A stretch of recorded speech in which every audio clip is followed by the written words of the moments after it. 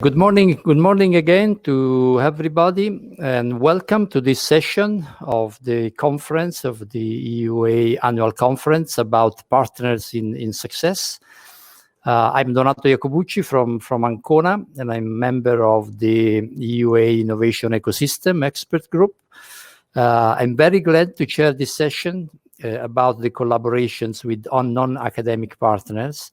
As you know, the title of this year's conference is Universities Without Walls, as a vision for the next decade. And referring to this vision, the president, Michael Murphy, in the opening session, indicated some keywords that should inspire the future agenda of universities. And these keywords are openness, dialogue, partnership.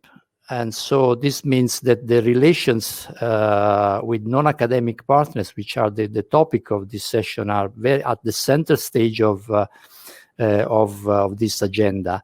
Of course, this is not a new agenda. We very well know that our universities are already at the center of a complex web of relations with the non-academic partners, both at local and also at global, international and global level. What we will discuss in this session is what are the future opportunities and also the future challenges for associated to this partnership, and hopefully how to make them more effective to fulfill our missions. We have three presenters that will share with us their experience, but most of all, they will provide ideas and suggestions on how to improve these relations. And we have Ludovic Tilly from the University of Poitiers, Natasha Eckert from Siemens, and Ed Brinksma from Erasmus University, Rotterdam. Before leaving the floor to the speakers, I remember that we try and involve you as much as possible in the discussion. So at the beginning of each presentation, we'll have a poll on the topic of the presentation, but you are also familiar with the icons for the icons for the chat and the questions. So you may pose questions to speakers or make comments by clicking on these icons. So I asked the organizers to put on the first poll to introduce the presentation of Ludovic Tilly from the University of Poitiers. The university coordinates the European campus of city universities, and Ludovic Tilly is also the chair of the Coimbra Group Executive Board. So he will focus, and this is the reason of the poll, on both the activities of the Coimbra Group and the experience of the European campus of city universities. So basically, cooperation with the municipality. Ludovic, the floor is yours. And just a few seconds, maybe, for the poll to, if I see that there are still people answering.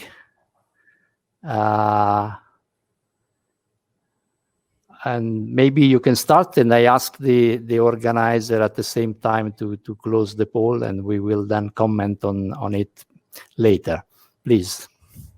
Thank you very much, Donato, for the kind introduction. I'm very pleased to be here. So good morning to all the colleagues from the European universities.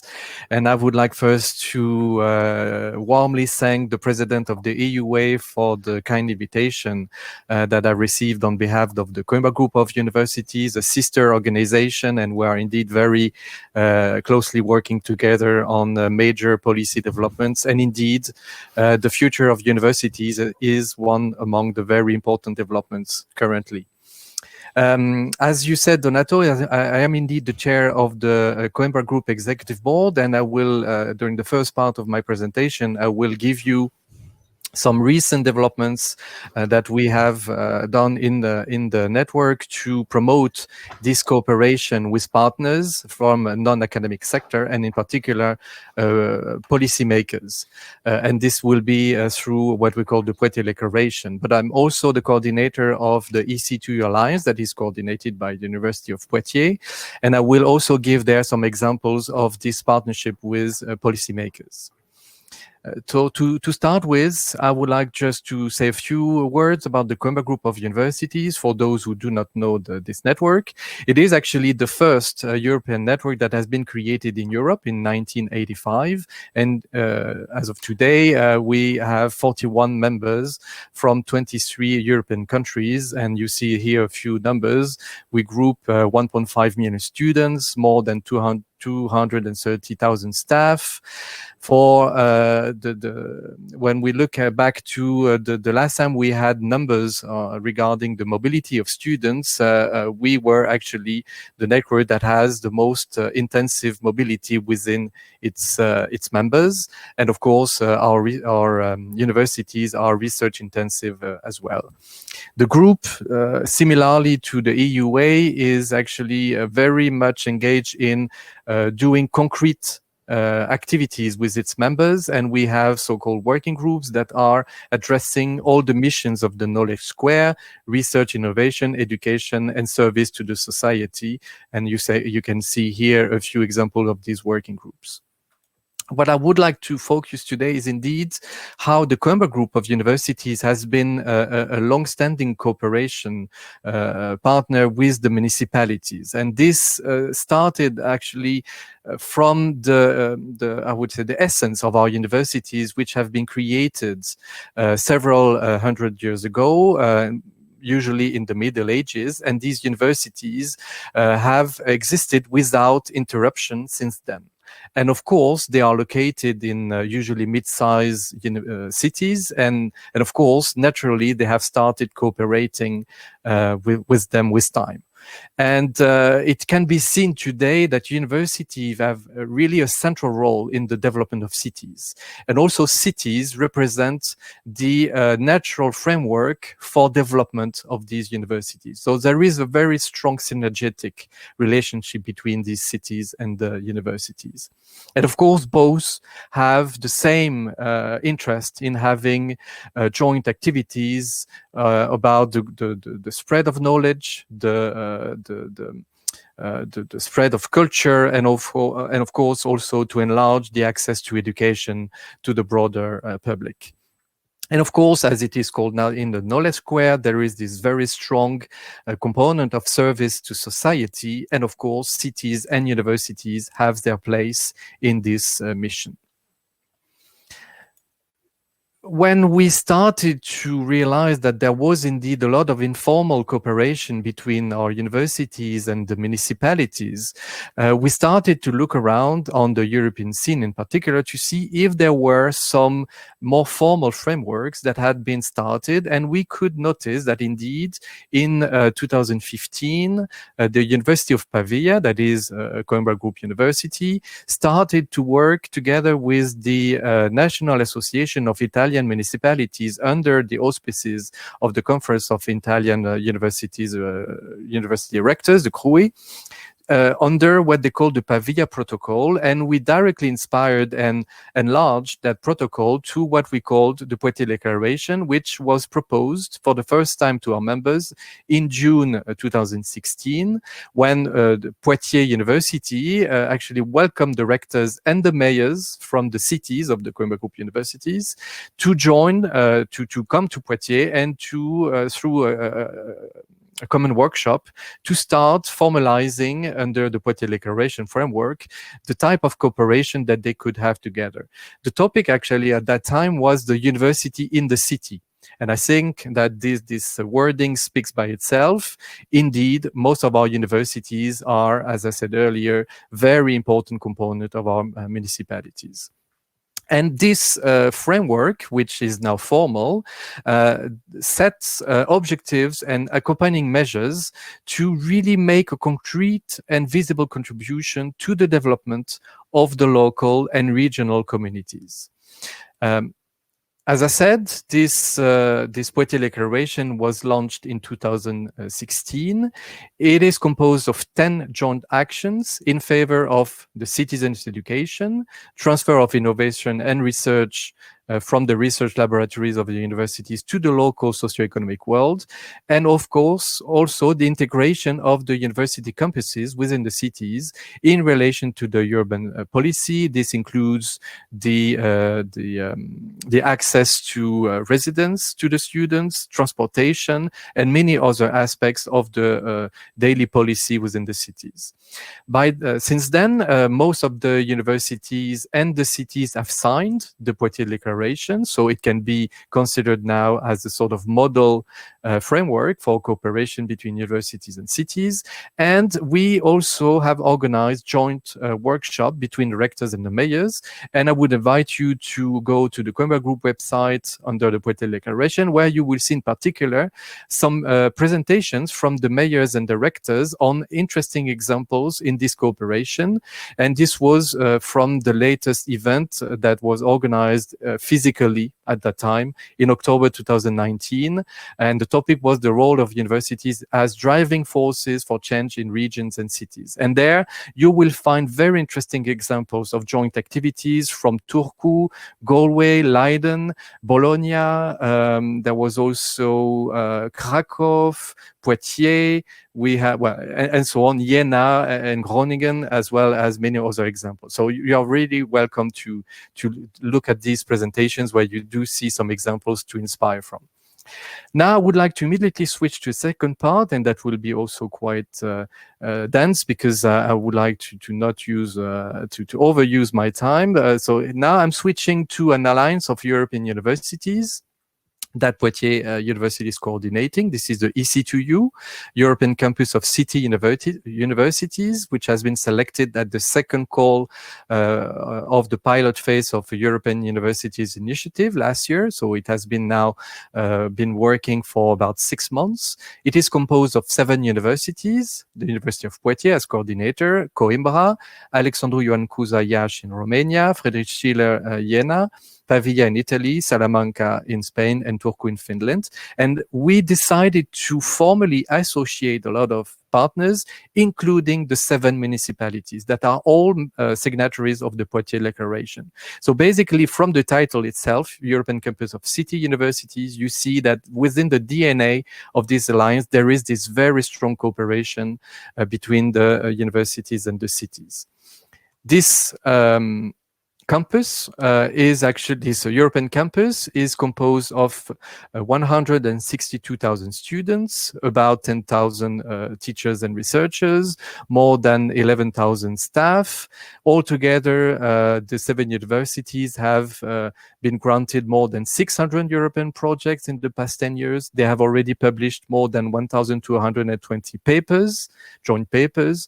And importantly here, the link with citizens, it groups more than 1.6 million citizens.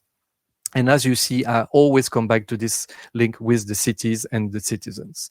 And among the activities that are going to be developed within the alliance, there will be important ones where the cities are major stakeholders. And you see here, it is under one of the work package of the project, which is Science with and for Societies. And you see here 3 of the many initiatives.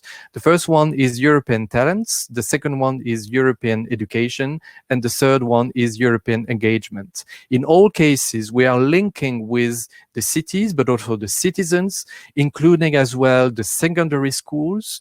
And we try to engage as much as possible with the policymakers in the EC2U Council in all the activities, but also through think tanks and what we call the engagement stage, where citizens have their word and have their actions to play. And next month, around the 17th until the 21st of May, we will have the second EC2U online week with a lot of webinars. And in that case, what we have started was to start to consult the citizens within the 7 cities on what we call the first EC2U think tank, where we have a survey to know what are the values of the citizens within the 7 regions. And we will then compare, do we see a sort of European identity in these values? And the citizens have until the end of the month to respond to what we call Value for Your Values, which is a survey which is currently under development. And we will give all the results during this first EC2U week. So you're welcome to see if indeed we can speak about European values or still regional. And this will be interesting to see the results. And with this, I would like to thank you. And you can find all the details to contact the Coimbra Group or the EC2U Alliance. Thank you very much.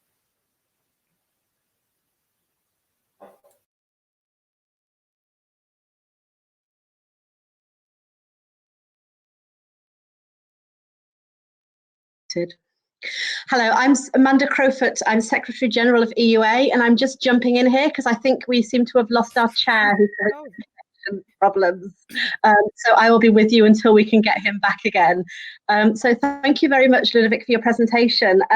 I believe that we actually now have another poll to show you briefly. So could we have the poll, please? So the next question we'd like to ask you in this session is, in terms of industry university collaboration, do you expect there'll be more or less the same, or you don't know in the future? We'll give you 30 seconds or so to vote.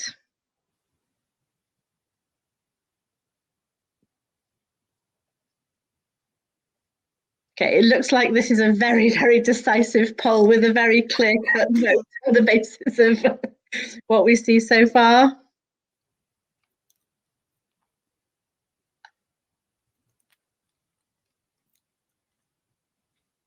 I think that looks like most votes have come in, so I think we can probably stop that with a very decisive vote for more industry-university collaboration in the future.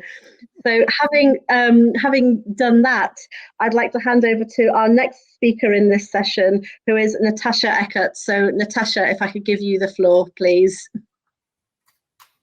So Amanda, thank you very much. It's super easy to start on this poll. So at least what I have seen is that the majority sees more collaboration between university industry in future, or I don't know, which is quite good.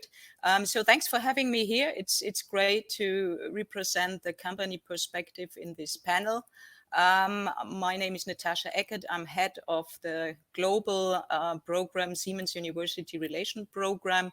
And yeah, in the upcoming minutes, I share the program with you, idea about our program, but also discuss a bit with the challenges I see. So I'm not sure if everybody is familiar with the big global company Siemens. We are a global engineering infrastructure company. Our business portfolio is focused on smart factories, on smart buildings, on smart drains, and on smart energy grid. And you also already see this little term smart means that we bring more and more digital intelligence in our hardware. So Siemens is in the middle of a transformation into a digital company, what means that we necessarily need to collaborate with universities, not only on the research and innovation part, but especially also to attract the right talents to support us in this transformation. In 2020, we employed 300,000 people worldwide. We are active in more than 190 countries.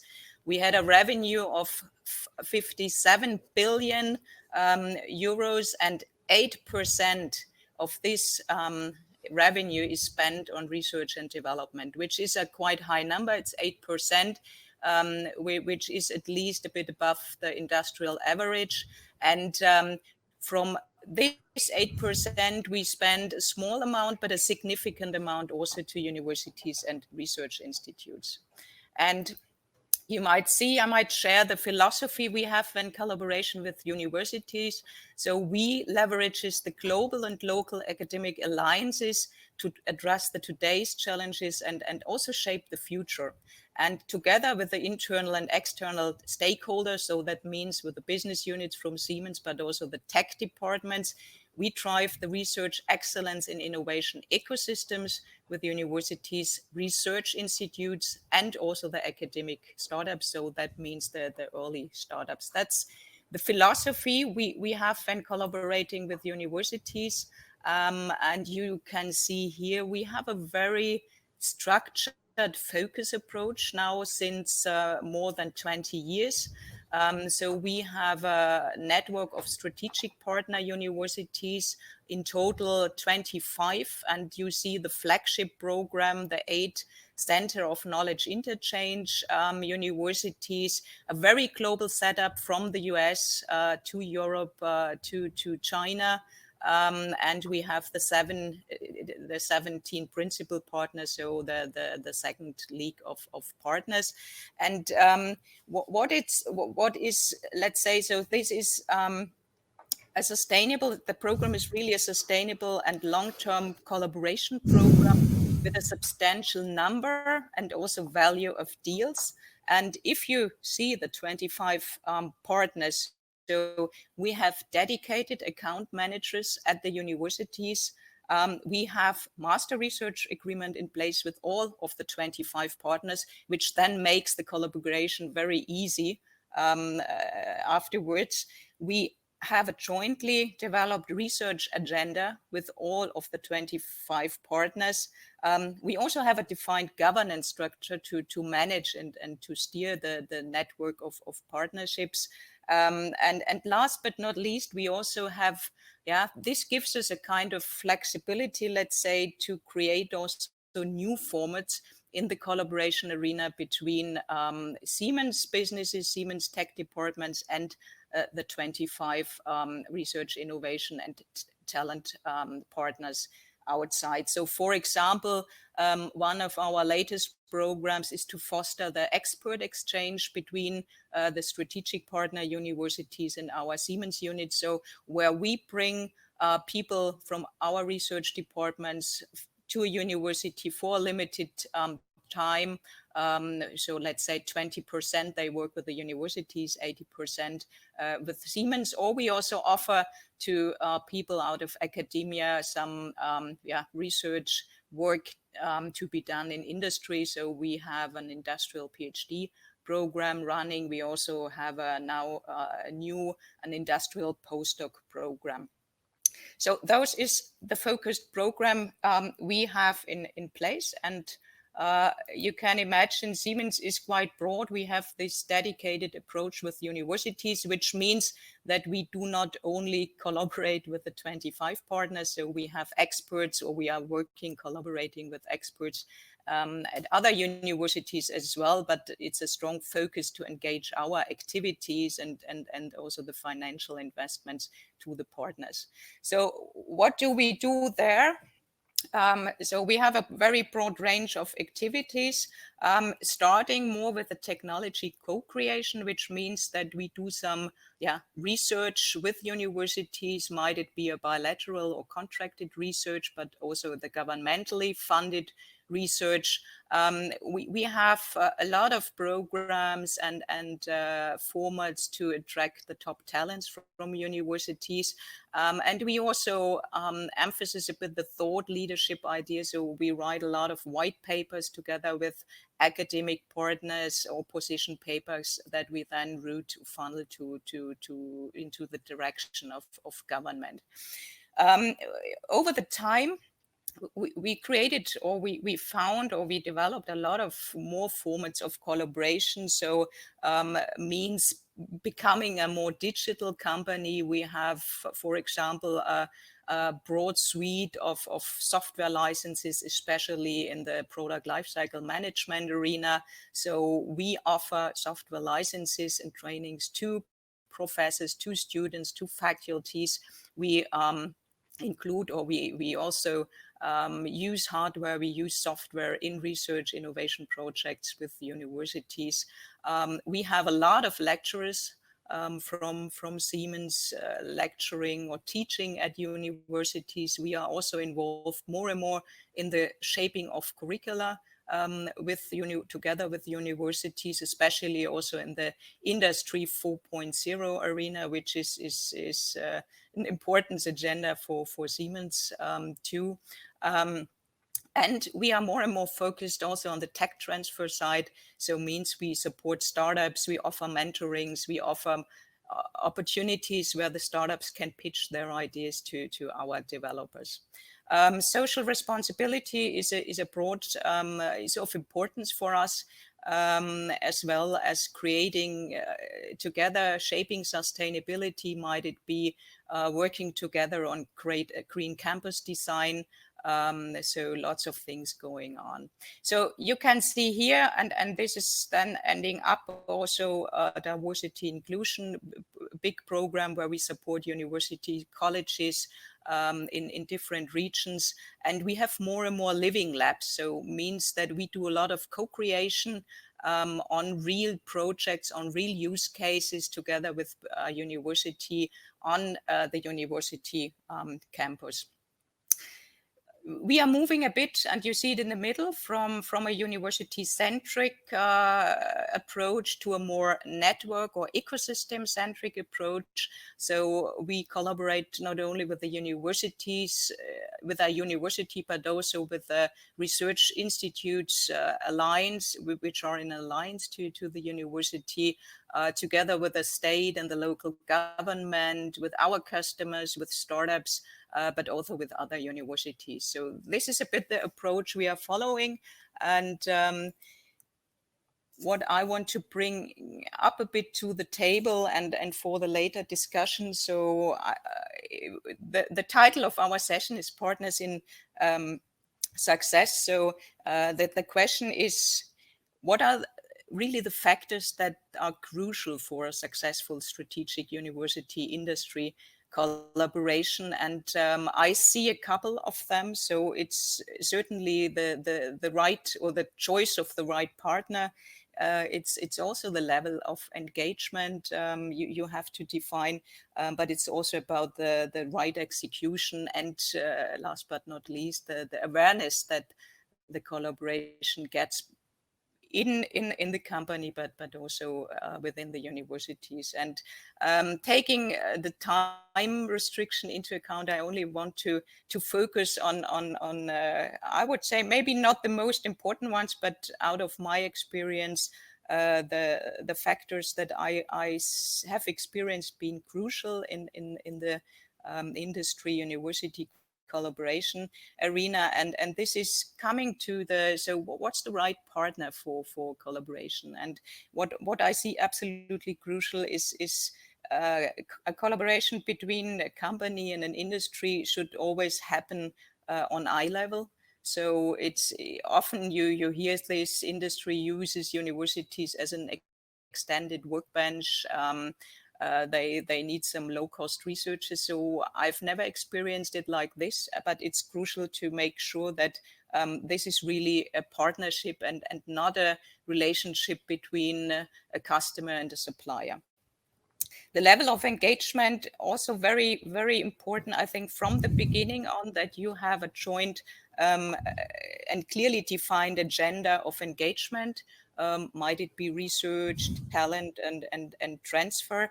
And this also means that you manage quite well the expectations you have, that both sides know what do they want from each other, what they can expect from each other. And this certainly is, for me, one of the most crucial success factors for a good industry and university collaboration. Coming to the execution, and this is, I think, a point which is always stressed when everybody talks about how to start a collaboration between an industry and a company. It's the legal framework. So a clear experience I got is that you need upfront agreed legal framework is absolutely crucial to fix how the intellectual property will be dealt during the projects. So this also is a key factor for me, very important. And the last point, the awareness. So also my experience over the last now 10 years I'm in this business showed that it absolutely helps if you have the attention from the top management from both sides. for all of our 25 partners, and especially the flagship programs, the 8 CKI partners, our top management is involved in this alliance, and also the top management of the 8 partners is involved. And this attention and the support and commitment from the top management is a crucial factor for a successful collaboration. And it's sometimes very helpful, because if there is a political issue in some of the projects or the partnership, you can easily escalate it to the management as well. So this is what I wanted to share now, and here are my contacts. So feel free to contact me even on LinkedIn or Twitter as well. Thank you very much, Natasha. I hope you can now hear me well. Apology for the technical problems. Natasha was referring to a very important area of partnership, university-industry relations. I see that there are a lot of questions, but we'll have time to I hope some time to discuss later. Now we have to quickly move on to the next speaker, Ed Brinksma. So I asked the organizer to show the poll. Ed Brinksma is president of the University Executive Board of Erasmus University, Rotterdam, and leads the European Alliance of Universities in Post-Industrial Cities. And his presentation will focus on, especially on partnerships with local communities. And I'm sure he will also point out to the importance of social innovation. So while we are waiting for the audience to answer the polls, just a few seconds, and then I think, Ed, when you want, we can. I see that we have very clear opinions by the audience on the poll. Okay, I think we can close the poll and leave the floor to Ed. Please. Thank you very much, Donato. Good afternoon, everybody. I'm very pleased to be a speaker here today on this topic, and I'd like to thank the organizers for inviting me. Yes, the topic is indeed linked to social innovation, positive societal impact in a metropolitan context, and already a link was made. We are the coordinating partner of the unique European Universities Framework, which links post-industrial cities in Europe addressing this. But let me first go to a slide shortly. There's turning here. I don't know if the next slide is already visible.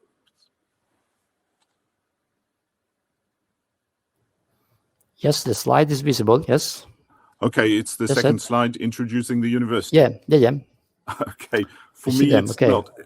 On my own screen, I see a circle turning, but maybe you have two screens, and what is?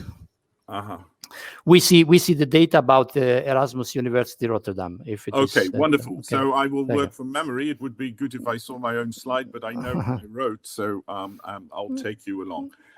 So Erasmus University is not a small university, but it is in some sense not a comprehensive university. It is distinctly coupled to medical sciences, economic and social sciences, and it is this makes it interesting. I mean, our connection to, let's say, non-university partners is strong, especially from the economic and business side.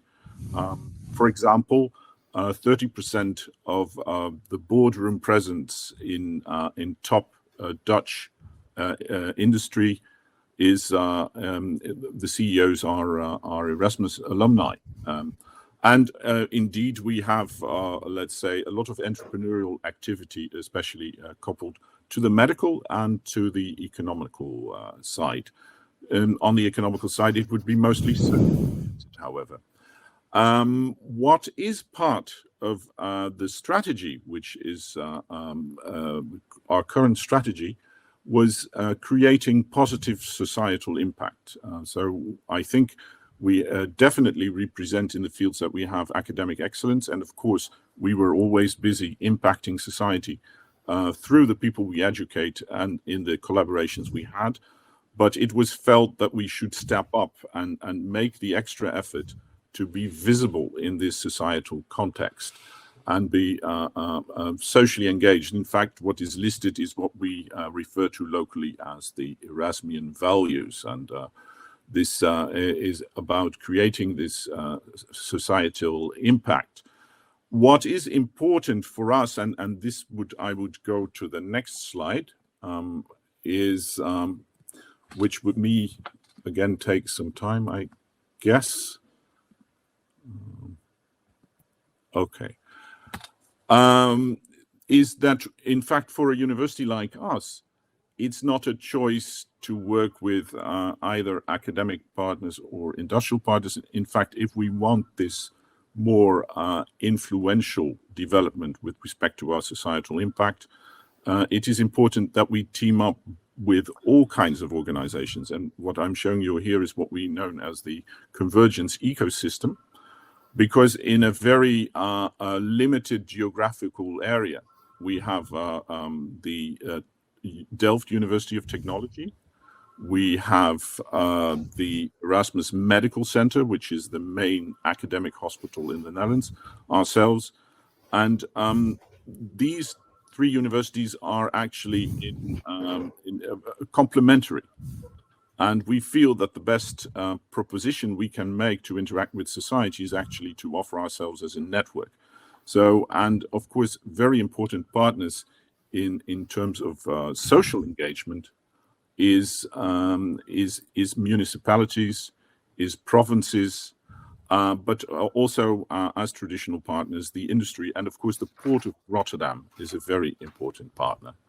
What we have is activities involving all of these. So we are actually working on consortia which involve these academic partners, these government representatives, and organizations like port and industry to make the difference. And themes that are quite logical, of course, is health and technology. An important topic that all of us are probably addressing is artificial intelligence, where actually in the background, Leiden University is also our partner. And one thing that is perhaps of particular interest is what we call resilient delta, which is looking at the resilience of metropolitan cities in delta regions, where you see interesting kinds of challenges, which has to do with, let's say, economic inclusiveness, climate, migration, energy transition, and the like. And all of these things are connected. And you find that we need consortia like these to actually address such things. Which brings me to the last slide, because I think we are working on a new kind of system in which we do not have, let's say, bilateral contacts with either industry or other academic partners or municipalities or other government organizations like ministries or provinces, but we actually are working on more complete consortia. Looking at the potential for making the difference in terms of impact and innovation, I would like to move to the last slide, which makes some observations, because, and I can perhaps also make this from a personal perspective. Before I came to Rotterdam, I was president of Hamburg University of Technology. And before that, I was in charge of the University of Twente, which is also, so 2 universities of technology. And you see that with respect to technological innovation, we already have quite an instrument, a toolbox of instruments for taking ideas from research to, let's say, societal exploitation. We have ways to spin off companies, to pre-seed them, seed them, scale them up. And we have industry itself is a very important partner that can invest in such developments. An equivalent kind of ecosystem or toolbox is not so clearly available for social innovation. So one of the things I see is that we do amazingly interesting research in poverty labs in problematic neighborhoods of the metropolitan area, where there are good solutions that we need to scale up. However, what are the instruments to scale this up? One of the challenges we have is to make more socially tangible impact is that we need to have a similar toolbox in this respect. And I think we all feel, not just as universities or as concerned persons, I think we see at the moment in society worldwide, but certainly also in Europe, that we need social innovations to realize more inclusive and broader models of sustainable growth. We actually see these development separations of different parts of society, and we'd like to counteract that also as universities. But at the same time, the government frameworks for innovation are mostly geared for the technological innovation, and I think we should bring them together. Of course, we also need technological innovation, no doubt about it, but we need to extend these frameworks to also be able to make contributions to social innovation. Well, that was the main points I wanted to raise here, so thank you very much for your attention.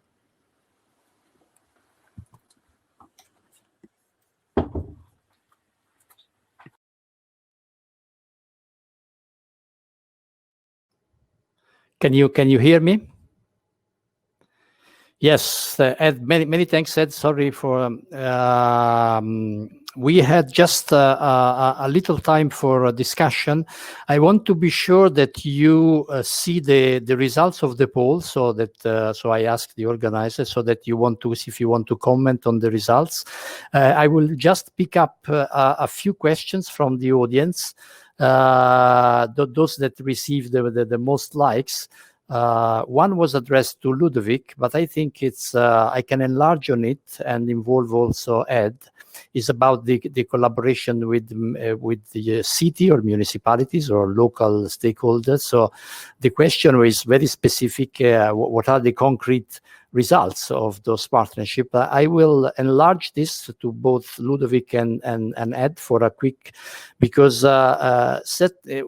we don't want universities to just adhere to the local needs, the needs of local communities. We have to maintain our international global perspective. So do you see contradictions or challenges on this, and how to solve them? Well, if you allow me to first respond, indeed, but I would be very interested in particular to hear Natasha's views on this. I can give you a very concrete example. Sorry about that, because I will mostly focus on my own university, Poitiers in France. The Puerto Declaration is indeed a formal framework that basically sets the global objectives. And what is very interesting is that you see that from that point, you can really start a dialogue with them and transform this into a multi-annual agreement where there are clearly precise targets, there are funding involved. And I can tell you that in the case of Poitiers, the university is now benefiting from financial support on aspects which are indeed of interest to the city, but let's not see it as the city is picking up what they want in what the university can offer. It's a real, sorry to use this language, a win-win strategy. That is, we are working with them to reach common objectives, but the university really has its own interests in, for instance, promoting the different type of research that is performed in the laboratories, but also the innovation transfer. So there is a real gain from both sides. And this is very concrete. And usually it started with a formal agreement, and then it is transformed in a very precise funding-based multi-annual framework. Ed? Yes. No, of course. So we enter into compacts that are absolutely symmetrical in their proceeds. And in fact, what you could say is that the Rotterdam metropolitan area is actually metropolis as a laboratory kind of thing. I mean, it is big enough to display the the complexities and the social questions that are really relevant worldwide. And so we have a practical context in which we can experiment and have research findings that generalize far beyond the particular setting of Rotterdam. And like Dominic, I mean, and this also makes it interesting if you have a network as a partner. We're not just in a bilateral relationship to the cities in this area.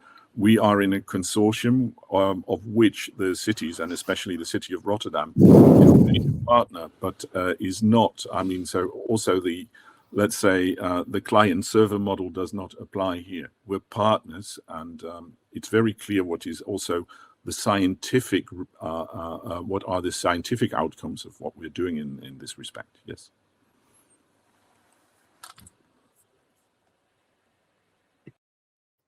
Can you hear me? Yes, as I said before, there are several questions, and I had no doubt on this about university-industry relations. So I'll pick some of them which are more liked and try to synthesize them. One is about the worrisome that the industrial partner will influence the way we design our curricula. And I will put this question in a more general term of course, universities and companies have different aims and different objectives. So, for example, also for research, typically universities are more long-term oriented than companies. So, how do you see, Natasha, how to reconcile the differences in aims, objectives, and visions between these two partners? If I can elaborate on another question, sorry, it's easier for a large company like Siemens, but most of university also deal with small and medium-sized companies. So that's the challenge posed by another question. Okay, so I just start and then I will see how many questions I can cover on this way. Being a large company, indeed, I think we are in the luxurious situation. We have even a global team who manages university industry collaboration. We have some investments to account managers at our 8 CKI universities. So we have budgets for infrastructure. This is, I think, okay. This is for a corporate, even for a corporate, it's a luxurious situation. Nevertheless, I know that there's always the discussion. What about the small, medium-sized enterprises?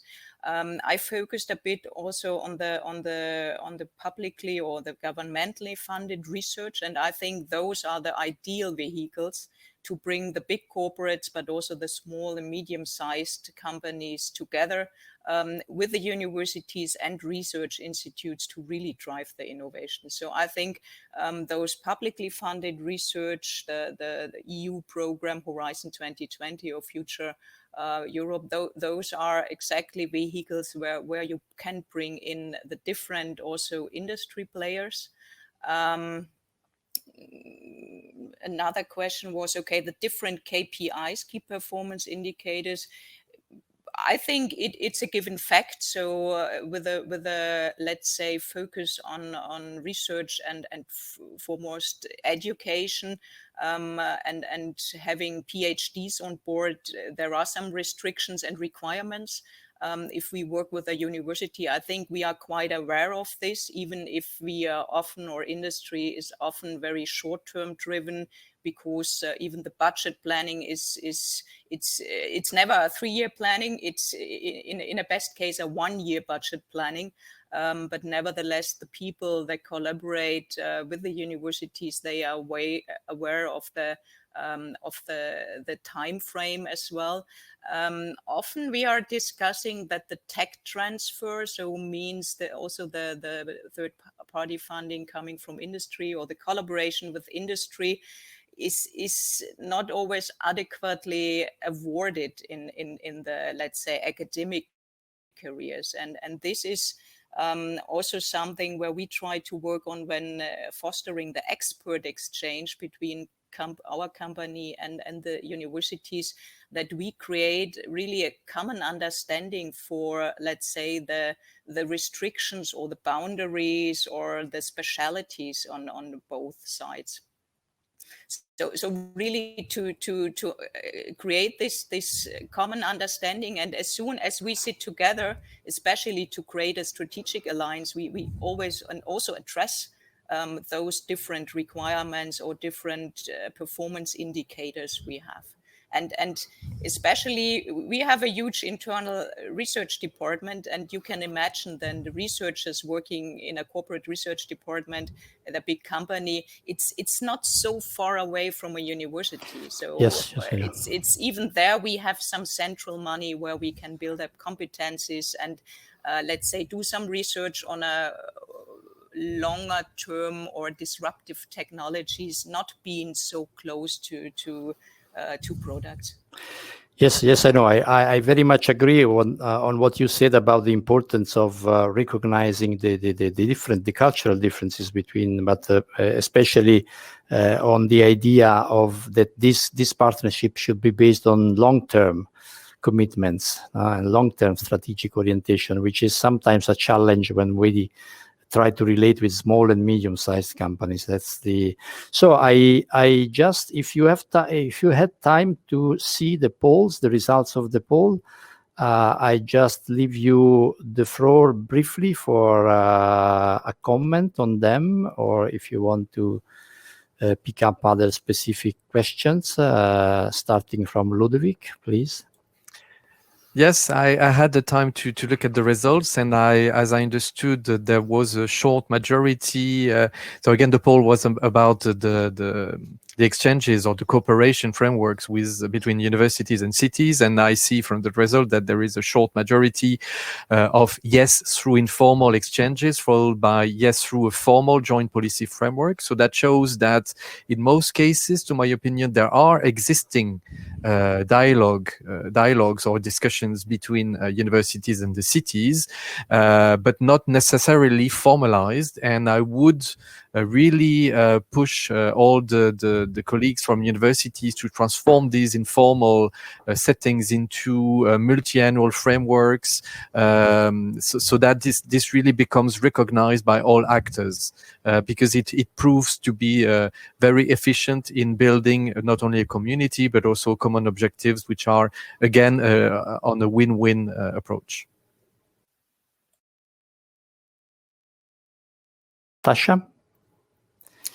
Natasha, can you? Yeah, I can hear Donato. So frankly speaking, when I set up the poll, I was not expecting such an amazing, good feedback on my question. So a lot of people really see more or growing collaboration or engagement between industry and universities, which is good, especially very personally speaking, also for my job. So this is good, and I'm completely convinced that this alliance between the company who develops the products or solutions, services, needs always this kind of innovation engine behind. So talking about disruptive technologies might be, especially in those digital fields, in robotics or artificial intelligence. I think our people who have to generate business, they have a high, let's say, financial pressure. So they do not have the time to really think about the over next generation also of products. So therefore, we need really research institutes, universities, the creativity of students as well, to come up with innovative solutions. So therefore, we also do a lot of challenges with the universities or students on very special use cases. What I also wanted, and I want to maybe quickly refer to Ludovic and Ed, your discussion. So I liked what you said, Ed. So we always talk about, or we tend to talk about technological innovation, but I completely agree with you that we need more and more social innovation. And I think this combination between, so the ecosystem idea with municipalities, with industry, with academia, for me is the perfect arena where we can push jointly together the innovations, and where we have the living labs, we have the places in around the cities, in the cities, where we can also let's say try out something new and create some energy efficient buildings, or work on concepts for mobility of the future. So I think it's a very fruitful thing. So I really like to be, let's say, in the sandwich position of the two of you, and to have this aspect of cities or municipalities here on the agenda as well. Thank you.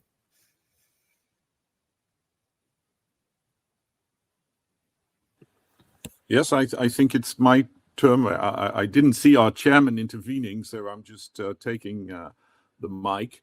Yes, thank you, Natasha. Yeah, I think this is a general thing, right? I think there's this gradual realization that our definition of impact and innovation must be broader to really tackle the questions at hand and to play our role as industry, as universities, as governments, all of us. And we have to find the right kind of new connections and a new way of thinking about these problems to do it. As regards the outcome of the poll, I'm mildly surprised. I think I see more than 70% already labeling themselves as directly involved in social innovation. Of course, we don't know what we mean by that term, and I'm not trying to be skeptical, but I do think that the point is simply it's you do it or you don't, and of course we'd like to measure what is the actual volume of this when we compare it, and I saw one of the questions from the audience is how you measure it. So and that's a very relevant question, because nowadays we know what the KPIs are for measuring our relationship with industry, and we know how to see whether it's growing or not. And with social innovation, we don't have the right measures in place yet, I think. And one part of what we are doing in our ecosystem and as part of our university strategy is to develop measuring instruments that are also, let's say, fit for actually measuring kind of impact. And there's a lot. I would invite many in the audience to start thinking about these things, because I think they will become important. But so I was very much positively impressed with more than 70% saying, well, yes, we are already involved in social innovation, but I suspect that, the volume of that and the attention it gets in the overall framework could probably still grow. And this is also because people said, well, we started. Well, the percentage of nobody doing it is small. And then, of course, there is, in fact, the 12% is not huge. Okay. Thank you. I think we need to close the session. Very interesting. There's no time to synthesize the many issues and the many ideas. Thank you very much to the speakers and then to the audience. I think that most of you have had a lot of notes to take and to retain. And so thank you to the speakers again and to the audience, and much ideas to think about for the future. Bye to everyone.